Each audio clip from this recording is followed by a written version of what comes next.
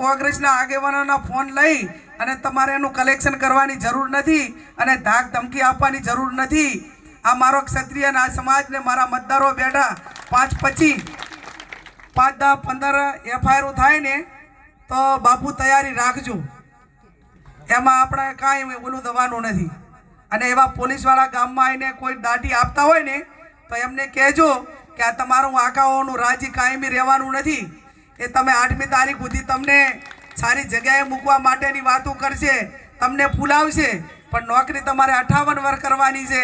અને 58 વર્ષ નોકરીનો પગાર એ તમે ભાજપનો પગાર નથી લેતા, તમે પ્રજાના પરસેવાનો પગાર લ્યો છો. તમને લોકોના પૈસા જે ટેક્સના પૈસા છે એનો પગાર મળે છે. એટલે આટલી બાબત ધ્યાનમાં રાખીને મહેરબાની કરજો.